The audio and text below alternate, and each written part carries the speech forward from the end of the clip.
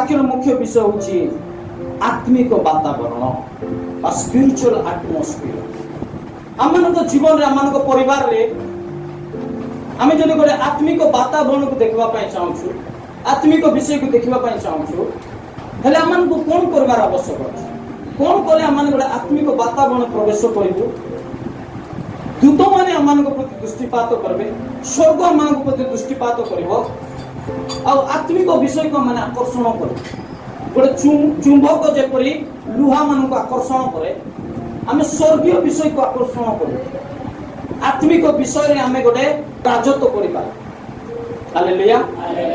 ବାତାବରଣ ମାନେ ଚିନ୍ତା କରନ୍ତୁ, ଗୋଟେ ଆପଣ ମାନେ ସେମିଲିଗୁଡ଼ା ଅଞ୍ଚଳକୁ ପଳାନ୍ତୁ, ଏଠାର ଗୋଟେ ବାତାବରଣ ଅଲଗା ଅଟେ। ମାଲକାନ ଡିଷ୍ଟ୍ରିକ୍ଟର ଆମମାନଙ୍କ ଏରିଆର ଗୋଟେ ବାତାବରଣ ଅଲଗା ଅଟେ।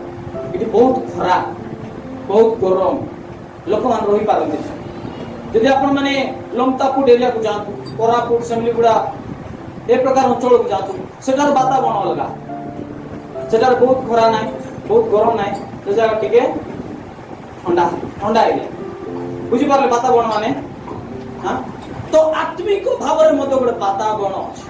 ଶାରୀରିକ ଭାବରେ ଯେପରି ଗୋଟେ ବାତାବରଣ ଅଛି, ଆତ୍ମିକ ଭାବରେ ମଧ୍ୟ ଗୋଟେ ବାତାବରଣ, ଗୋଟେ ଆଟମୋସ୍ଫିୟର ଅଛି। ସେ ବାତାବରଣ ଆମମାନଙ୍କ ଜୀବନରେ ଯଦି ଆମେ ଦେଖିବା ପାଇଁ ଚାହୁଁଛୁ, ଆମମାନଙ୍କ ଜୀବନରେ ପ୍ରଥମ ବା ଇମ୍ପୋର୍ଟାଣ୍ଟ ବିଷୟ ହେଉଛି ଆମମାନଙ୍କ ଜୀବନରେ ବେଦୀର ଆବଶ୍ୟକ ଅଛି। ଯାହା ଜୀବନରେ ଯଦି ବେଦୀ ନାହିଁ, ସେ ଆତ୍ମିକ ବାତାବରଣ ରହିପାରୁନି। ବେଦୀର ଅର୍ଥ କ'ଣ? ଏକ ସ୍ଥାନ ଯେଉଁଠାରେ ଲୋକମାନେ ଈଶ୍ୱରଙ୍କ ଉଦ୍ଦେଶ୍ୟରେ ବଳିଦାନ କରି ଆରାଧନା କରନ୍ତି। ବଳିଦାନ କରି ଆରାଧନା କରନ୍ତି, ଏ ପ୍ରକାର ଗୋଟେ ଜାଗାକୁ କୁହାଯାଏ ବେଦୀ। ବା ମାନେ କହିପାରିବା ବେଦୀ ହେଉଛି ସେ ଜାଗା ଯେଉଁ ଜାଗାରେ କି ଲୋକମାନେ ଆତ୍ମିକ ବିଷୟ ସହିତ ସଂଯୁକ୍ତ ହୁଅନ୍ତି, ମିଶନ୍ତି, କଥାବାର୍ତ୍ତା କରନ୍ତି। ଆତ୍ମିକ ରାଜ୍ୟ ବୋଲି ଅଛି। ଆତ୍ମିକ ରାଜ୍ୟକୁ ଆମେ ସ୍ପର୍ଶ କରିବା ପାଇଁ, ଆତ୍ମିକ ରାଜ୍ୟକୁ ଅନୁଭବ କରିବା ପାଇଁ, ଆତ୍ମିକ ବିଷୟକୁ ଆମମାନଙ୍କ ଜୀବନରେ ଦେଖିବା ପାଇଁ ଆମମାନଙ୍କ ଜୀବନରେ ଆବଶ୍ୟକ ଅଛି, ସେଟା ହେଉଛି ବେଦୀ। ହାଲେଲୁୟା। ପୁରାତନ ନିୟମରେ ବହୁତ ଜାଗାରେ ପ୍ରଭୁ ବେଦୀ ବିଷୟରେ କହିଛନ୍ତି। ଆମେ ଯେ ଯାତ୍ରା ପୁସ୍ତକ 24 ଅଧ୍ୟାୟ, 25 ଅଧ୍ୟାୟ, 26 ଅଧ୍ୟାୟକୁ ଆପଣ ମାନେ ପଢିବେ, ସେଠି ପ୍ରଭୁ ବେଦୀ ବିଷୟରେ ଇସ୍ରାଏଲ ଲୋକମାନଙ୍କୁ କହୁଛନ୍ତି, ତୁମମାନେ ଯୋଗ୍ୟ ବେଦୀ ନିର୍ମାଣ କର, ସେ ଜାଗାରେ ଅମୁକ ବଳି ଦିଅ, ହମାତେ ବଳିଦାନ କର, ଏଟା ବଳିଦାନ କର, ସେଟା ବଳିଦାନ କର। ପ୍ରଭୁ ବେଦୀରେ ବଳିଦାନ କରିବା ପାଇଁ ଇସ୍ରାଏଲ ଲୋକମାନଙ୍କୁ ଆଜ୍ଞା ଦେଉଛନ୍ତି। ତା ପୂର୍ବରୁ ଯଦି ଆମେ ଦେଖିବା, ଅବ୍ରାହମଙ୍କ ବିଷୟରେ ଯଦି ଆମେ ଦେଖିବା, ଆଦି ପୁସ୍ତକ 12 ଅଧ୍ୟାୟ 7 ପଦ ପଢି ଦିଅନ୍ତୁ। ସେ କ'ଣ ଲେଖା ଅଛି? ଅନନ୍ତର ସଦାପ୍ରଭୁ ଅବ୍ରାହମକୁ ଦର୍ଶନ ଦେଇ କହିଲେ, ଆମ୍ଭେ ତୁମ ବଂଶକୁ ଏହି ଦେଶ ଦେବା। ଏ ନିମନ୍ତେ ଅବ୍ରାହମ ଆପଣା ନିକଟରେ ଦର୍ଶନଦାତା ସଦାପ୍ରଭୁଙ୍କ ଉଦ୍ଦେଶ୍ୟରେ ସେହି ସ୍ଥାନରେ ଯଜ୍ଞ ବେଦୀ ନିର୍ମାଣ କଲେ। ହାଲେଲୁୟା। ବାଇବେଲ ଲେଖା ଅଛି, ସଦାପ୍ରଭୁ ଯେତେବେଳେ ଅବ୍ରାହମକୁ ଦର୍ଶନ ଦେଲେ ଏବଂ କହିଲେ ଆମେ ତୁମକୁ ଏ ବଂଶ ଦେବା, ସେ ସମୟରେ ଅବ୍ରାହମ ପରମେଶ୍ୱରଙ୍କ ଉଦ୍ଦେଶ୍ୟରେ ଗୋଟେ ଯଜ୍ଞ ବେଦୀ ନିର୍ମାଣ କଲେ। ହାଲେଲୁୟା। ଗୋଟେ ବେଦୀ ନିର୍ମାଣ କଲେ। ଆମେ ନୋହଙ୍କର ସମୟରେ ମଧ୍ୟ ଯଦି ଆମେ ଦେଖିବା, ଆଦି ପୁସ୍ତକ 8 ଅଧ୍ୟାୟ 20 ପଦ, ଅନନ୍ତର ନୋହ ସଦାପ୍ରଭୁଙ୍କ ଉଦ୍ଦେଶ୍ୟରେ ଯଜ୍ଞ ବେଦୀ ନିର୍ମାଣ କଲେ। ପୁଣି ସର୍ବ ପ୍ରକାର ସୂଚି ପଶୁ ଓ ଅଶୁଚି ପକ୍ଷୀଗଣ ମଧ୍ୟରୁ କେତେକ ନେଇ ବେଦୀ ଉପରେ ହୋମ ବଳି ଉତ୍ସର୍ଗ କଲେ। ହାଲେଲୁୟା। ନୋହ ଯେତେବେଳେ ଉଦ୍ଧାର ପାଇଲେ ବଡ଼ ଜଳ ପ୍ଲାବନରୁ, ପ୍ରଭୁଙ୍କ ଉଦ୍ଦେଶ୍ୟରେ ସେ ଗୋଟେ ବେଦୀ ନିର୍ମାଣ କଲେ, ଆଉ ସେ ଜାଗାରେ ବଳିଦାନ ଦେଉଛନ୍ତି। ହାଲେଲୁୟା। କ'ଣ କରୁଛନ୍ତି? ବଳିଦାନ ଦେଉଛନ୍ତି, ବଳିଦାନ ଦେଉଛନ୍ତି। ବାଇବେଲରେ ପୁରାତନ ନିୟମରେ ଅନେକ ଲୋକମାନେ ଅଛନ୍ତି ଯେଉଁମାନେ କି ଯଜ୍ଞ ବେଦୀ ନିର୍ମାଣ କରି ପ୍ରଭୁଙ୍କ ଉଦ୍ଦେଶ୍ୟରେ ବଳିଦାନ ଦେଉଛନ୍ତି। କିନ୍ତୁ ନୂତନ ନିୟମରେ ଯଦି ଆସିବା, କ'ଣ ପ୍ରଭୁ ଆମମାନଙ୍କୁ ପୁରାତନ ନିୟମ କରି ସେ ସମାନ ବେଦୀ ନିର୍ମାଣ କରି ସେ ଜାଗାରେ ଆମେ ଗାଈ, ଛେଳି, ମେଣ୍ଢା ଏସବୁ ବିଷୟ ବଳିଦାନ କରିବା ପାଇଁ କହୁଛନ୍ତି ନା? ନୂତନ ନିୟମରେ କେଉଁ ବେଦୀ ବିଷୟରେ ପ୍ରଭୁ କହୁଛନ୍ତି? ବେଦୀ ମାନେ ଗୋଟେ ବଳିଦାନର ଜାଗା, ସେଥିପାଇଁ ଆୟୁବ ପ୍ରତ୍ୟେକ ଦିନ ନିଜର ପୁଅ ଝିଅ ମାନଙ୍କ ପାଇଁ ପ୍ରଭାତରେ ଉଠି ପରମେଶ୍ୱରଙ୍କ ଉଦ୍ଦେଶ୍ୟରେ ସେ ବଳିଦାନ କରୁଥିଲେ। ହାଲେଲୁୟା, ବଳିଦାନ କରୁଥିଲେ। ବାଇବେଲ ଲେଖା ଅଛି ନୂତନ ନିୟମରେ ଆମମାନଙ୍କର ଯୋଗ୍ୟ ବେଦୀ କଣ ହେବା ଦରକାର। ପ୍ରକାଶିତ ବାକ୍ୟ ତାର 5 ଅଧ୍ୟାୟ 8 ପଦରେ ଲେଖା ଅଛି ସେ ପୁସ୍ତକ ନିୟନ୍ତେ ସେ 4 ପ୍ରାଣୀ ଓ 24 ପ୍ରାଚୀନ ମେଷ ଶାବକଙ୍କ ସମ୍ମୁଖରେ ଉବୁଡ଼ ହୋଇ ପଡ଼ିଲେ। ସେମାନଙ୍କ ପ୍ରତ୍ୟେକଙ୍କର ହସ୍ତରେ ବୀଣା ଓ ସାଧୁମାନଙ୍କ ପ୍ରାର୍ଥନା ସ୍ୱରୂପ ଧୂପରେ ପରିପୂର୍ଣ୍ଣ ସୁବର୍ଣ୍ଣ ପାତ୍ର ଥିଲା। ହାଲେଲୁୟା। ବେଦୀ ହେଉଛି ଆମମାନଙ୍କର ପ୍ରାର୍ଥନାର ଜାଗା। ବେଦୀ ହେଉଛି ଆମମାନଙ୍କର ଆଣ୍ଠୁର ଜାଗା। ବେଦୀ ହେଉଛି ଆମମାନଙ୍କର ଗୁପ୍ତ କୋଠରୀ। ନୂତନ ନିୟମରେ ବେଦୀ ଆମମାନଙ୍କର ପ୍ରାର୍ଥନାର ସ୍ଥାନ ଅଟେ। ପ୍ରଭୁ ଆମମାନଙ୍କର ବେଦୀକୁ ଦେଖିବା ପାଇଁ ଚାହୁଁଛନ୍ତି। ଆମମାନଙ୍କର ସମର୍ପଣର ଜାଗା, ବଳିଦାନର ଜାଗା, ଯେଉଁ ଜାଗାରେ କି ଆମେ ନିଜର ସମୟକୁ ବଳିଦାନ କରୁଛୁ, ନିଜର ସମୟକୁ ଦେଉଛୁ, ବଳିଦାନ କରୁଛୁ। ଯାହା ଜୀବନରେ ବେଦୀ ନାହିଁ ସେ ଶୈତାନର ରାଜ୍ୟକୁ କେବେ ମଧ୍ୟ ନଷ୍ଟ କରିବାର ସକ୍ଷମ ହେଇପାରିବ ନାହିଁ। ଆପଣମାନଙ୍କ ଜୀବନରେ ବେଦୀର ଆବଶ୍ୟକ ଅଛି। ଏ ବେଦୀ କଣ? ପ୍ରାର୍ଥନାର ବେଦୀ। ପୁରାତନ କାଳର ଭକ୍ତ ମାନେ, ସନ୍ଥ ମାନେ, ସେମାନେ ବେଦୀର ଇମ୍ପୋର୍ଟାନ୍ସ କୁ ଜାଣିଥିଲେ। କେତେ ମୂଲ୍ୟବାନ, କେତେ ଇମ୍ପୋର୍ଟାଣ୍ଟ ବେଦୀ ଅଟେ, ଯୋଗ୍ୟ ବେଦୀ କେତେ ଇମ୍ପୋର୍ଟାଣ୍ଟ। ସେଥିପାଇଁ ସେମାନେ ଯେଉଁ ଜାଗାକୁ ଯାଉଥିଲେ ସେ ଜାଗାରେ ଗୋଟେ ଯୋଗ୍ୟ ବେଦୀ ନିର୍ମାଣ କରୁଥିଲେ। ଯେଉଁ ସ୍ଥାନରେ ଯାଉଥିଲେ, ଅବ୍ରାହମ ଯେଉଁ ଜାଗାରେ ଯାଉଥିଲେ ଗୋଟେ ବେଦୀ ନିର୍ମାଣ କରୁଥିଲେ। ହାଲେଲୁୟା। ଯେଉଁ ଜାଗାରେ ସେମାନେ ରହୁଥିଲେ ସେ ଜାଗାରେ ଗୋଟେ ବେଦୀ ନିର୍ମାଣ କରୁଥିଲେ। କାହିଁକି ନା ବେଦୀରେ ବଳିଦାନ ଦିଆଯାଏ, ଆଉ ସେ ବଳିଦାନରୁ ଯେଉଁ ଧୂପ ଉଠେ ସେଟା ପ୍ରଭୁ ଆଗ୍ରହଣ କରନ୍ତି। ହାଲେଲୁୟା। ଆପଣମାନେ ଜାଣିଛନ୍ତି ଆଜି ଅନ୍ଧକାର ଶକ୍ତିର ଲୋକମାନେ ସେମାନଙ୍କର ପାଖେ ମଧ୍ୟ ବେଦୀ ଗୁଡାକ ଅଛି। ଆପଣମାନେ ଗାଁ ଗହଳିରେ ଯାଆନ୍ତୁ, ତନ୍ତ୍ର ମନ୍ତ୍ର ବିଦ୍ୟା କରିବା ଲୋକମାନଙ୍କ ଠାରେ ଯାଆନ୍ତୁ, ଗୁଣିତାନ୍ତ୍ରିକ ଲୋକମାନଙ୍କ ପାଖରେ ଯାଆନ୍ତୁ, ସେମାନଙ୍କର ଗୋଟେ ଗୁପ୍ତ ସ୍ଥାନ ରହିଥାଏ। ସେମାନଙ୍କର ଗୋଟେ ଗୁପ୍ତ ସ୍ଥାନ ଥିବ ଯେଉଁ ଜାଗାରେ କି ସେମାନେ ବଳିଦାନ କରନ୍ତି। ଗୁଣିଆ ମାନେ କଣ କରନ୍ତି? ସେମାନଙ୍କର ଗୋଟେ ଗୁପ୍ତ ସ୍ଥାନ, ସିକ୍ରେଟ ଜାଗା ଥାଏ। ସେ ଜାଗାରେ ଯାଇ ସେମାନେ ବଳିଦାନ କରନ୍ତି ବା ଆତ୍ମିକ ବିଷୟ ସହିତ ଯୋଗାଯୋଗ କରନ୍ତି। ଭୂତ ମାନଙ୍କ ସହିତ, ଦୁଷ୍ଟ ଆତ୍ମା ମାନଙ୍କ ସହିତ ସେମାନେ ଯୋଗାଯୋଗ କରନ୍ତି, କଥାବାର୍ତ୍ତା କରନ୍ତି। ତାଙ୍କର ଗୁପ୍ତ ସ୍ଥାନ ବେଦୀ।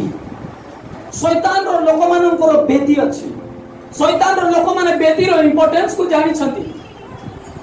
ଜଗତର ଲୋକମାନେ ବେଦୀର ଇମ୍ପୋର୍ଟାନ୍ସ କୁ ଜାଣିଛନ୍ତି, କିନ୍ତୁ ପ୍ରଭୁଙ୍କର ଲୋକମାନେ ଆଜି ବେଦୀର ଇମ୍ପୋର୍ଟାନ୍ସ କୁ ଜାଣି ନାହାନ୍ତି। ପ୍ରଭୁ ଆପଣମାନଙ୍କର ଛେଳିର ବଳିକୁ ମାଗୁନାହାନ୍ତି, ମେଣ୍ଢାର ବଳିକୁ ମାଗୁନାହାନ୍ତି, କିନ୍ତୁ ପ୍ରଭୁ ଆପଣମାନଙ୍କର ଆଣ୍ଠୁର ବଳିକୁ ମାଗୁଅଛନ୍ତି, ପ୍ରାର୍ଥନାର ବଳିକୁ ମାଗୁଅଛନ୍ତି। Hallelujah, hallelujah. କାରଣ ପ୍ରଭୁ ଆପଣମାନଙ୍କ ପାଇଁ ଆପଣ ବହୁମୂଲ୍ୟ ରକ୍ତକୁ ଝରାଇ ସାରିଅଛନ୍ତି। ହାଲେଲୁୟା। ସେଥିପାଇଁ କୌଣସି ବୃଷ, ଛେଳି, ମେଣ୍ଢା, ପଶୁ ପକ୍ଷୀର ବଳିର କୌଣସି ଆବଶ୍ୟକ ନାହିଁ। କେବଳ ପ୍ରଭୁ ଆପଣମାନଙ୍କର ଆଣ୍ଠୁର ବଳି, ପ୍ରାର୍ଥନାର ବଳିକୁ ଚାହୁଁଛନ୍ତି, ଧନ୍ୟବାଦର ବଳିକୁ ପ୍ରଭୁ ଚାହୁଁଛନ୍ତି। ଏଥିପାଇଁ ପ୍ରଭୁ ଯୀଶୁ କହିଲେ ଯେତେବେଳେ ତୁମମାନେ ପ୍ରାର୍ଥନା କରିବ ଆପଣ ଗୁପ୍ତ କୋଠରୀରେ ପ୍ରବେଶ କର। ହାଲେଲୁୟା। ଆଜି ମୁଁ ଆପଣମାନଙ୍କୁ ପ୍ରଶ୍ନ ପଚାରିବା ପାଇଁ ଚାହେଁ, ଆପଣମାନଙ୍କର ଗୁପ୍ତ କୋଠରୀ ଅଛି ନା ନାହିଁ? ଆପଣମାନଙ୍କର ଗୁପ୍ତ କୋଠରୀ କେଉଁ ଜାଗାରେ ଅଛି? କଣ ଆପଣମାନେ ବେଦୀ ନିର୍ମାଣ କରିଛନ୍ତି କି? ଯେଉଁ ଜାଗାରେ ଆପଣମାନେ ପରମେଶ୍ୱରଙ୍କ ସହିତ ଯୋଗାଯୋଗ କରିପାରିବେ, ଦୂତମାନଙ୍କ ସହିତ ଯୋଗାଯୋଗ କରିପାରିବେ, ଆତ୍ମିକ ବିଷୟ ମାନଙ୍କ ସହିତ ଯୋଗାଯୋଗ କରିପାରିବେ। ଆପଣମାନଙ୍କର ବେଦୀ ଅଛି ନା ନାହିଁ? ସେ ବେଦୀରେ ଆପଣମାନେ କେତେ ସମୟ ବିତାଉଛନ୍ତି?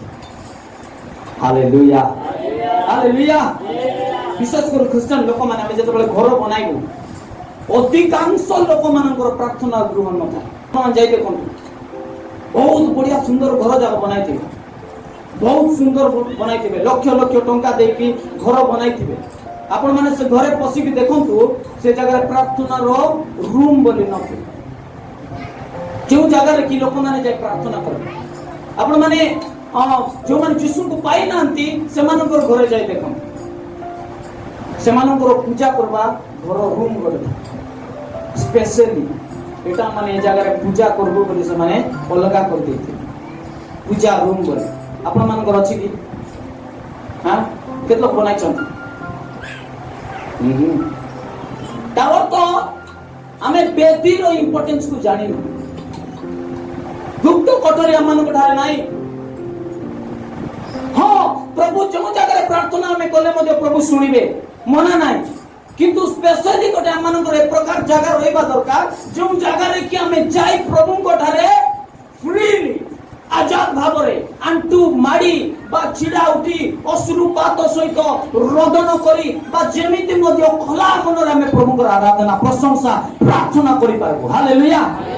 ଏ ପ୍ରକାର ଜାଗା ଆମମାନଙ୍କୁ ବନାଇବାର ଆବଶ୍ୟକ ଅଛି। Hallelujah, hallelujah, hallelujah. ଆପଣମାନେ ଭାବେ ଯଦି ଆମମାନଙ୍କର ଘର ନାହିଁ ଆମେ କ'ଣ କରିବୁ? ଆପଣମାନଙ୍କ ଏତେ ବଡ଼ ପୃଥିବୀ ପଡ଼ିଛି। ମୁଁ ଯେତେବେଳେ ନୂଆ ନୂଆ ସେବା କାର୍ଯ୍ୟ ଆରମ୍ଭ କଲି, ମୁଁ ପାହାଡ଼ରୁ ଯାଉଥିଲି, ଏକଲା ଯାଉଥିଲି, ପାହାଡ଼ରୁ ଚଢ଼ୁଥିଲି, ସେ ଜାଗାରେ ଯେ ଆଣ୍ଠୁ ମାଡ଼ି ପ୍ରାର୍ଥନା କରୁଥିଲି। ଏବେ ମୋର ରୁମ୍ ନଥିଲା, ସେତେବେଳେ ମୋର ନିଜର ପର୍ସନାଲ ରୁମ୍ ନଥିଲା, ତ ମୁଁ ବେଳେବେଳେ ଅନ୍ୟ ଘରେ ଯାଇ ଶୋଉଥିଲି ବା ସାଙ୍ଗସାଥି ଘରେ ଶୋଉଥିଲି, ନହେଲେ ସାଙ୍ଗସାଥି ସହିତ ଶୋଉଥିଲି। ପର୍ସନାଲ ରୁମ୍ ବୋଲି ନଥିଲା। ସେ ସମୟରେ ମୁଁ କ'ଣ କରୁଥିଲି, ଗୋଟେ ଜାଗା ବାଛୁଥିଲି। ମୁଁ ଅମୁକ ଜାଗାରେ ଯିବି ଯେଉଁ ଜାଗାରେ କି କୌଣସି ଡିଷ୍ଟର୍ବାନ୍ସ ନଥିବ, ନା ମୋବାଇଲ, ନା ସାଙ୍ଗସାଥି, ନା କଥାବାର୍ତ୍ତା, କୌଣସି ଡିଷ୍ଟର୍ବାନ୍ସ ନଥାଏ। ମୁଁ ସେ ଜାଗାରେ ପ୍ରଭୁଙ୍କ ସହିତ ଖୋଲା ମନରେ ଫ୍ରିଲି ପ୍ରଭୁଙ୍କର ପ୍ରଶଂସା କରିପାରିବି, ଆରାଧନା କରିପାରିବି, ପ୍ରାର୍ଥନା କରିପାରିବି। ଯଦି ଆପଣମାନଙ୍କର ବେଦୀ ଅଛି, ପର୍ସନାଲ ବେଦୀ ଅଛି, ଆପଣମାନେ ବ୍ୟକ୍ତିଗତ ଭାବରେ ନିଜର ବେଦୀକୁ ବନାଇଛନ୍ତି, ଆଉ ଗୋଟେ ପ୍ରଶ୍ନ ଆପଣମାନଙ୍କୁ ପଚାରିବା ପାଇଁ ଚାହେଁ, ସେ ବେଦୀରେ ଆପଣମାନେ କେତେ ସମୟ ବିତାଉଛନ୍ତି? କେତେ ସମୟ ପ୍ରାର୍ଥନା କରୁଛନ୍ତି? କେତେ ବଳିଦାନ କରୁଛନ୍ତି? ଆମମାନଙ୍କର ସମୟ ଗୋଟେ ବଳିଦାନ ଅଟେ। Hallelujah, hallelujah. କେଉଁ ବିଷୟ ବଳିଦାନ କରିବା? ପ୍ରଥମ ବିଷୟ ଆମର ସମୟକୁ ବଳିଦାନ କରିବା। ସେ ଜାଗାରେ 5 ମିନିଟ ଯେ ମିଶା ପ୍ରାର୍ଥନା କରିବା, 10 ମିନିଟ ଯେ ମଧ୍ୟ ପ୍ରାର୍ଥନା କରିବା। ଦିନକୁ ଯଦି ଆପଣମାନେ 5 ମିନିଟ ପ୍ରାର୍ଥନା କରିବେ, ମାଛି ମଧ୍ୟ ଉଡ଼ିବ ନାହିଁ। କ'ଣ ଉଡ଼ିବ ନାହିଁ? ଆପଣମାନଙ୍କର ବିରୁଦ୍ଧରେ ଯେଉଁ ଶତ୍ରୁ ଶୈତାନ ଦୁଷ୍ଟ ଆତ୍ମା ମାନେ ଉଠୁଛନ୍ତି, ସେମାନେ ଗୁଣିତାନ୍ତ୍ରିକ ଲୋକମାନେ ମଧ୍ୟ ରାତ୍ରରେ ଉଠି ଆପଣମାନଙ୍କର ବିରୁଦ୍ଧରେ ଚକ୍ରାନ୍ତ କରୁଛନ୍ତି। ଆପଣମାନଙ୍କ ପରିବାର ବିରୁଦ୍ଧରେ, ଆପଣମାନଙ୍କ ସନ୍ତାନ ସନ୍ତତି ବିରୁଦ୍ଧରେ କେମିତି ତମକୁ ନଷ୍ଟ କରିବେ, କେମିତି ତମକୁ ବିନଷ୍ଟ କରିବେ, କେମିତି ତମର ପରିବାରକୁ ତଳେ ପକାଇବେ, ଶୈତାନ ତମର ବିରୁଦ୍ଧରେ ପ୍ଲାନ କରୁଛି, ଯୋଜନା କରୁଛି। କିନ୍ତୁ ଆମମାନେ କ'ଣ କରୁଛୁ? ଆରାମ ସେ ଘଟି ମାରି ମାରି ଶୋଇ ସକାଳେ 7-8ଟା ବେଳେ ଉଠି ଦେଇ, ହେ ପ୍ରଭୁ ଧନ୍ୟବାଦ, ପ୍ରଭୁ ହାଲେଲୁୟା, ପ୍ରେଜ୍ ଦ ଲର୍ଡ, ଥ୍ୟାଙ୍କ ୟୁ ଜିସସ୍, ହେ ଆମମାନଙ୍କ ସର୍ବୋତ୍ତମ ପିତାଙ୍କ ନାମ ପବିତ୍ର ମାନେ ତୁମ ରାଜ୍ୟ ଜୟ ଆମେନ୍। ବାଇବେଲ ଖୋଲି ଦେଇ ଆମେନ୍। ଇଂଲିଶରେ ଗୋଟେ କଥା କହନ୍ତି, ମୋର ପ୍ରେୟର ମୋର ପାୱାର। ହାଲେଲୁୟା। ଯେତେ ଅଧିକ ପ୍ରାର୍ଥନା ସେତେ ଅଧିକ ଶକ୍ତି କାର୍ଯ୍ୟ କରିବ। ହାଲେଲୁୟା।